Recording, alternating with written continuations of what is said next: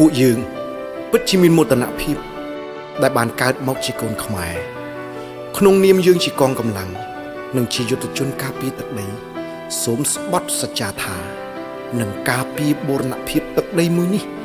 ពីសត្រូវឈ្លានពានឲ្យបានទោះបីជាត្រូវពលីក៏ដោយ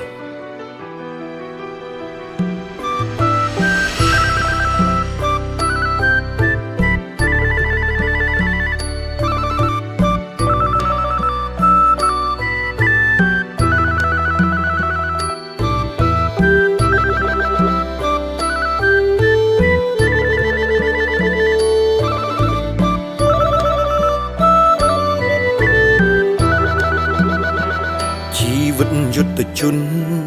ការពារទឹកដីជីវិតមានន័យបានបំរើជាតិប្រជាជនលះបង់តស៊ូលុតដំការពារដែនព្រំការពារទឹកដីខ្ញុំទោះខ្ញុំស្លាប់ក៏មិនស្ដាយជីវិតខ្ញុំសូមជូនជាតិធាតុជូនគ្រួសារការពារសីមាតែនដីសុវណ្ណភូមិបងប្អូនគុំព្រួយមានពួកយើងនៅសង្មរភូមិស្ម័គ្រព្រមលះបង់កុំចាត់ចោលឈ្លានពានសូមគេងឲ្យលក់សូមជួបជុំគ្រួសារផងទាន់សន្យានឹងការពារទឹកដីពួកខ្ញុំជាយន់ការពារបងប្អូនប្រុសស្រីស្លាប់ក៏មានន័យពលីដើម្បីជាក្នុងនាមពួកយើងជាកងទ័ពពួកយើងស្ម័គ្រកាយស្ម័គ្រចិត្តបូជាជីវិតសាច់ស្រស់ឈាមស្រស់ដើម្បីការពារទឹកដីមួយនេះឲ្យរួចផុតពីការឈ្លានពានរបស់សត្រូវមិនថាកាលៈទេសៈណាក៏ដោយពួកយើងស៊ូពលីមិនរត់ចោលទឹកដីនិងប្រជាជនកម្ពុជាឡើយជីវិតខ្ញុំសូមជូនជាតិធាតុជូនគ្រួសារការពារសីមាតែនដីសុវណ្ណភូមិបងប្អូនគុំព្រួយមានពួកយើងនៅសង្មរភូមិស្ម័គ្រព្រមលះបង់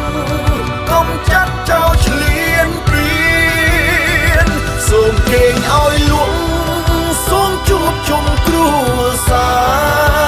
រផងទាន់សន្យានឹងការពារទឹកដី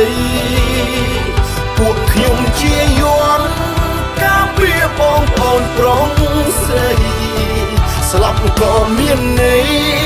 ពលីដើម្បីជាកងកម្លាំងថែទាំជាតិទឹកចិត្តពេញព្រៀបការពារកម្ពុជាឆន្ទៈមោះមុត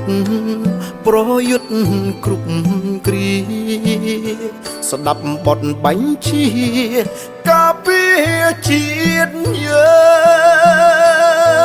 ងសុងចិនស្រង់ឈាមក៏មិនស្រង់ទឹកភ្នែកកងទ័ពចិនដែកស្រែកថាទៅមុខជួមុខជួក្រោយស្រែកថាប្រយុទ្ធពួនដៃសំរុកការពាររដ្ឋថាជីវិតខ្ញុំសូមជូនជាតិធាតុជូនគ្រួសារការពារសីមាតែនដីសុវណ្ណភូមិបងប្អូនគុំព្រួយមានពួកយើងនៅសង្